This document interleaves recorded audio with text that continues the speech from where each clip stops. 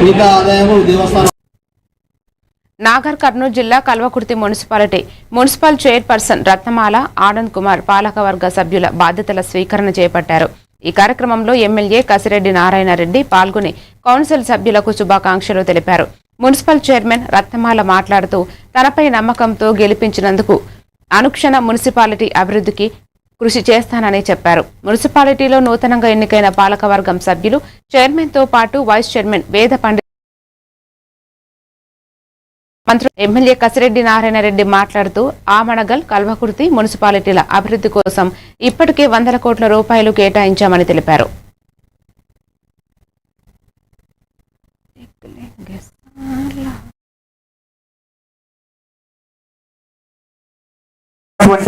బీసీలకు పార్టీ ఏదైతే భావించిందో, ఏదైతే న్యాయం కావాలని కోరుకున్నదో, నేను ఎమ్మెల్సీ అయినను తర్వాత ఎమ్మెల్యేగా వచ్చిన తర్వాత ఒక ఎలక్షన్ ఇక్కడికి వస్తే ఈ ఎలక్షన్లో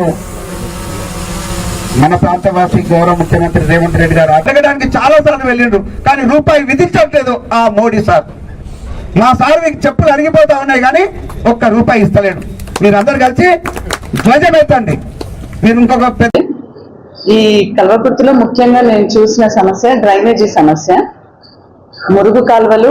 దీని వల్ల ఏమవుతుందంటే దోమలు రావడం, ఆ చుట్టుపక్కల ప్రాంతాల వారికి వ్యాధులు సంభవించడం అనేది కూడా జరగకపోయేసరికి దాని నుంచి అనారోగ్యం, అక్కడ దోమలు అయిపోవడం, చిన్న పిల్లల కానుంచి పెద్దవాళ్ళు వాళ్ళ చాలా ఇబ్బందులు పడుతున్నారు. అందుకని ముఖ్యంగా ముందుగా ఆ డ్రైనేజీ సమస్యను క్లియర్ చేయాలనుకుంటున్నాను.